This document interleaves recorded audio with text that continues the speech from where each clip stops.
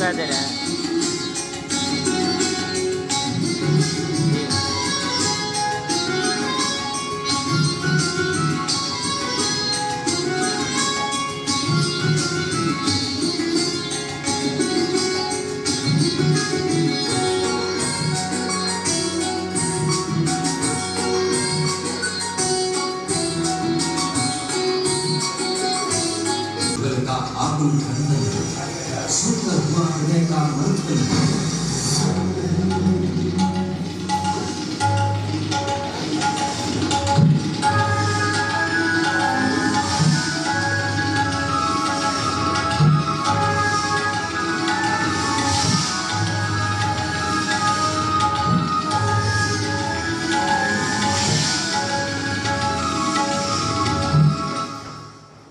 रेगिशार के साथ तूने दुष्कर्म किया, प्रेम मग्न इस प्राण जीवन को निर्ममता से अलग किया।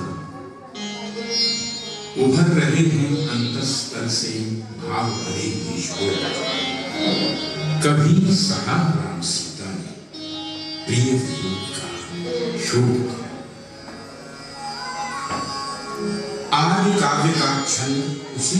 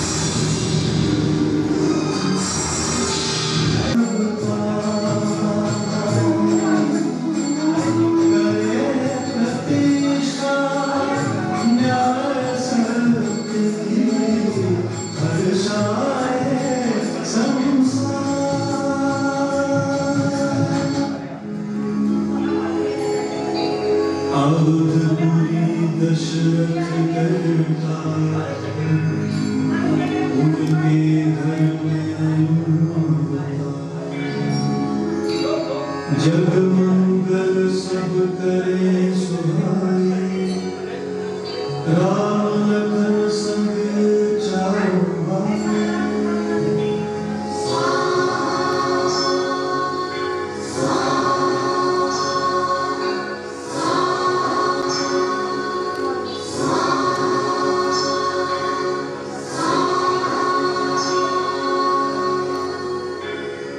Yeah.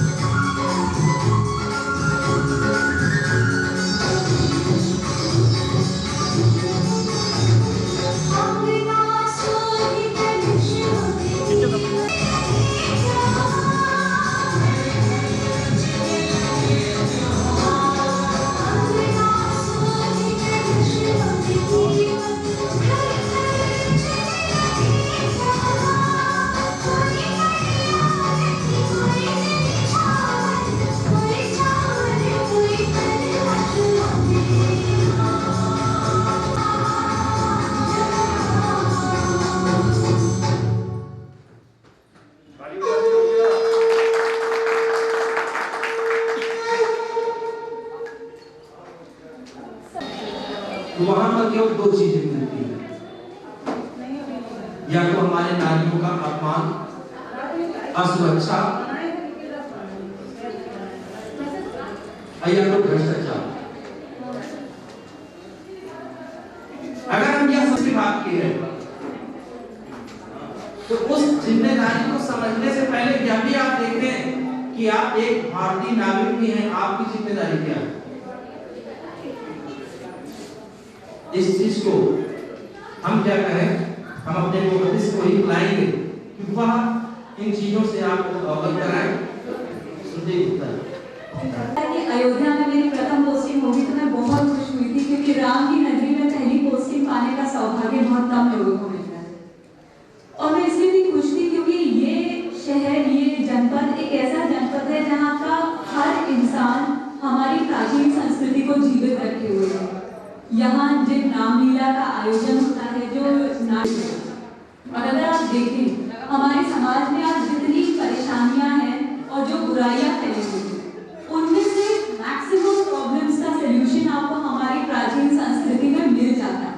चाहे वो हमारे एनवायरनमेंट से रिलेटेड हो, पर्यावरण सुरक्षा की बात हो, तो जो प्रकृति की पूजा हम किया करते थे उसमें उसका समाधान मिलता है, और चाहे वो नारियों का सम्मान हो, हमारी जो ऋग्वेदिक परंपरा रही है उसमें कभी भी पुरुष और नारी के बीच में भेदभाव नहीं किया गया।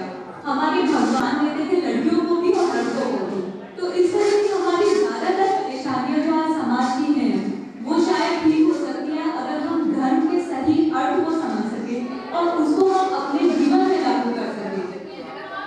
हमें जरूरत है कि हम धर्म को दिखावे की तरह ना इस्तेमाल करें, उसे लड़ाई का आधार ना बनाए, बल्कि जो हमारी एक सभी संस्कृतियों को एक्सेप्ट बताया कि जो हम देखते हैं अखबारों में इतनी सारी हमें बुरी खबरें, दुख भरी खबरें पढ़ने को मिलती हैं, वाकई उसमें पुलिस का रोल जो होता है, एक आम नागरिक के तौर पे जो आपकी जिम्मेदारी होनी चाहिए, उसी से मैं आपको अवगत कराना चाहती हूँ।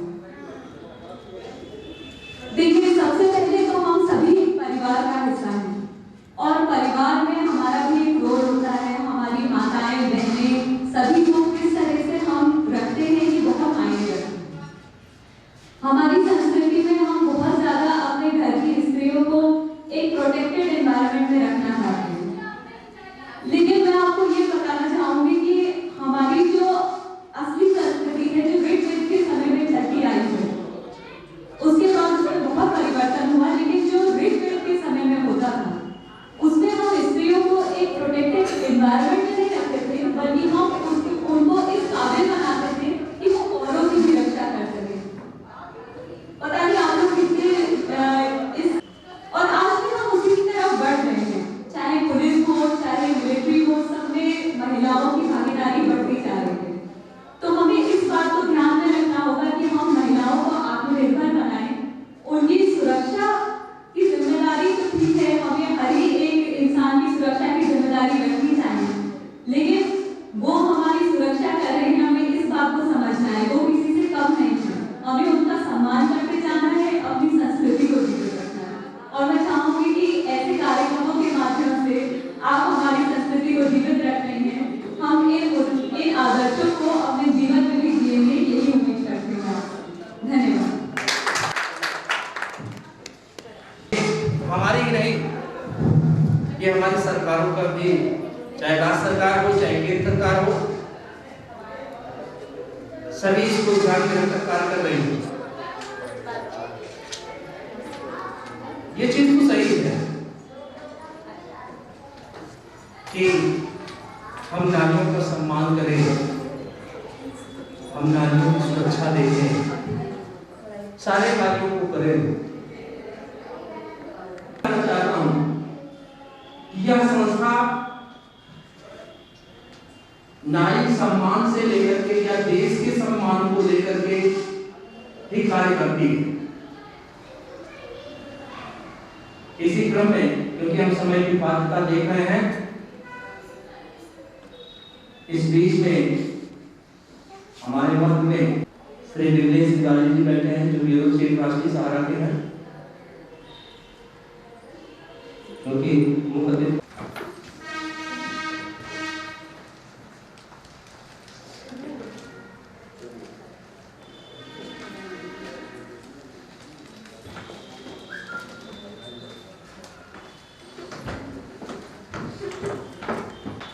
माल्यार्पण करके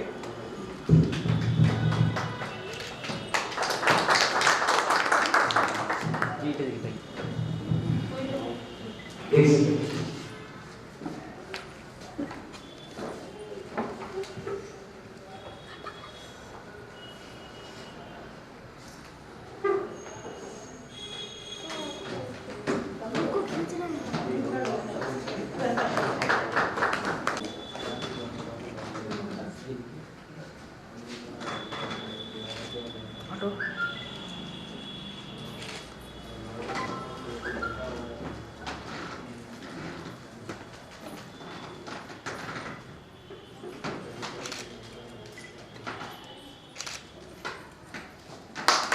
के रूप में हो, चाहे बहन के रूप में हो, क्योंकि यह सुरक्षा तो अपनी विषम परिस्थितियों में चाहती है, लेकिन अपने परिवार का यह हमेशा सुरक्षा करती है, चाहे किसी कार्य में हो चाहे ना हो। लेकिन इनको जैसे ईश्वर द्वारा यह प्रभुत्व है कि इनको सुरक्षा देखना है, और यह महिला इस कार्य को नहीं करती है तो परिवार, मेरा यह दावा है कि वह परिवार बिखर जाता है, अनुशासनहीन हो जाता है। इसके साथ ही साथ यह भी है, किसी दार्शनिक ने कहा भी था कि यह अच्छे राष्ट्र या समाज की आप कल्पना करते हैं, उसमें होना जरूरी है। अगर नारी सुदृढ़ है, वह सबको एक परिवार के माध्यम से वह पूरे देश और राष्ट्र को सशक्त बना देगी। मैं इसी क्रम में महिला थाना अध्यक्ष सुश्री रत्ना जी को आमंत्रित करूंगा कि थोड़ा समय का ध्यान रखते हुए कम से कम समय में अपने विचार हम लोगों को प्रदान करें। और इस संस्था का जो प्रोग्राम प्रस्तुत किया गया वो बहुत ही अच्छा था, जिसकी जितनी भी तारीफ की जाए कम है। और श्रुति मैडम ने तो बहुत सारी बातें जो बताई, तो बहुत ही अच्छी बातें बताई, और वो चीज़ें होनी चाहिए। वो पहले ये सब चीज़ें होती थी कि बहुत से ऐसे राज्य थे जिसमें महिलाओं को भी शस्त्र वगैरह सिखाए जाते थे और उनको भी सुरक्षा के बारे में बताया जाता था। और जैसे रानी लक्ष्मीबाई के पिता तो बचपन से ही सिखाते थे, अगर बचपन से नहीं सिखाते तो वो आज रानी लक्ष्मीबाई नहीं बन जाती। तो हम यहाँ पे जितने भी लोग हैं सभी के छोटे बच्चे अभी भी होंगे, और जो लड़कियाँ हमारी जो छोटी छोटी लड़कियाँ हैं उनको अगर वो बीमार पड़ गया या कोई जरूरत पड़ी है तो वो अपने ससुराल से झगड़ के कह के जाती है, उनकी देखभाल करती है, जैसी जरूरत पड़ती है उनको सुविधाएं देती है। अगर वो नौकरी कर रहे हैं तो आगे शरीर में बैठे हुए देती है, अगर उनके घर में कोई कमाने वाला नहीं है तो छोटे छोटे भाई बहन की देखभाल करती है ससुराल जाने पर भी, ये मैंने देखा है। तो लड़कियों के बारे में तो पहले उनके भविष्य को पहले सोचते हुए उनको हर तरह की शिक्षा और हर चीज सिखाना चाहिए, अच्छी बुरी चीजें हैं उनको बताना चाहिए। और हमारी सरकार द्वारा भी जो है महिलाओं को आगे बढ़ाने की बहुत सारी योजनाएं चलाई गई हैं, और वो अकेले हैं कहीं भी है तो उनके लिए अप्लायंस भी उपलब्ध हो चुका है कि वो कहीं भी रहे अपना शिकायत कर सकते हैं, अगर उनको दिक्कत होती तो परेशानी है। और अपने माँ बाप से तो जरूर बताएं, यहाँ पे जो पेरेंट्स हैं वो अपने बच्चों से जरूर वार्तालाप करते रहे हमेशा, चाहे वो लड़का हो चाहे लड़की हो। अगर माँ बाप अपने बच्चों से हमेशा बातचीत करते रहते हैं, उनसे पूछते रहते हैं कि आपका आज का दिन कैसा रहा, या आप स्कूल गई तो कैसा रहा, या आप जहाँ भी जाते हैं तो आपके साथ कोई कैसा व्यवहार करता है क्या है, तो उसके बारे में अगर आप उनसे पूछते हैं तो उनको ये भी लगता है कि हमारे माता पिता हमसे हमेशा पूछते हैं, वो कोई भी बात हो तो तुरंत ही अपने माँ बाप को बता सके। अगर माँ बाप बच्चों के संपर्क में होते हैं तो बच्चों के साथ कोई घटना नहीं हो पाती, होने वाली भी होती है तो बच्चे सतर्क हो जाते हैं, माँ बाप सतर्क हो जाते हैं कि मेरा बच्चा अगर इस जगह गया है तो उसके साथ कोई घटना हो सकती है।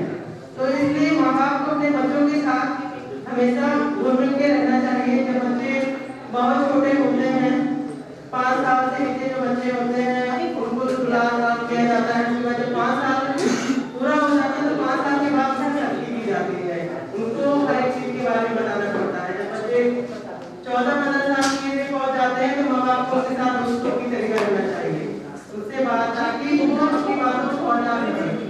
15-16 साल ऐसी एज होती है कि बच्चे उसमें बिगड़ भी सकते हैं। उनको जो जैसा बताता है वो उसी तरफ चला जाता है उनका। अगर माँ बाप उनसे हमेशा बात करते रहेंगे, संपर्क करते रहेंगे तो बच्चे सोचेंगे और वो ये भी जानेंगे कि हमारे माँ बाप ने हमें क्या बताया इस बारे में और ये व्यक्ति क्या बता रहा है। तो बच्चों से हमेशा संपर्क बना के रखिए, चाहे वो लड़का हो या लड़की हो, क्योंकि जो लड़के भी होते हैं 15-16 साल की एज में उनको भी कुछ समझ में नहीं आता है, वो भी अगर माँ बाप उनसे बातचीत करते रहेंगे तो उनको भी अगर कहीं कुछ ऐसा महसूस होता है कि उनका कोई कुछ, क्योंकि 14-15 साल के बच्चों के साथ भी वो शोषण होता है। हम लड़ाई में थे तो कई ऐसे केस आए थे, वो बच्चा अपने माँ बाप से नहीं बता पाता था, लेकिन किसी पड़ोसी ने देखा उसके साथ एक माता पैसा कर रहा था तो उसने आगे मुकदमा दिखाया, उसके बाद कार्रवाई हुई। अगर माँ बाप बातचीत बच्चों से करते रहेंगे, उनका ध्यान रखेंगे तो किसी मेरे ख्याल से अगर माँ बाप बातचीत करते रहते हैं तो दुर्घटनाएं बहुत ज्यादा कम हो जाती है, क्योंकि वो भी सोचते हैं कि हम अपने माँ बाप को ये बात जरूर बताएं ताकि वो घटना आगे ना बढ़ सके। माँ बाप उसमें तुरंत ही एक्शन ले लेते हैं कि हाँ ऐसा हुआ था। स्कूलों में, कॉलेजों में बहुत सारी ऐसी घटनाएं होती रहती हैं जिसके बारे में माँ बाप को नहीं पता रहता। बच्चे डर के बारे नहीं कह पाते कि हमारी बेइज्जती होगी, हम कैसे बताएं, संकोच करते रहते हैं। तो इसलिए माँ बाप अगर बच्चों से हमेशा बातचीत करते रहेंगे तो वो अपनी हर एक बात को अपने माँ बाप से शेयर कर सकते हैं। और सख्ती वहीं करिए जहाँ जरूरी है, हमेशा बच्चों का सख्ती नहीं रहनी चाहिए। अगर सख्ती भी करिए तो उसमें उनको 2 बात समझाइए, हम इसीलिए ऐसा कर रहे हैं कि आपका भविष्य हमेशा उज्जवल रहे। और इस देश के जितने भी बच्चे हैं सभी देश का भविष्य है, चाहे वो लड़का हो या लड़की हो।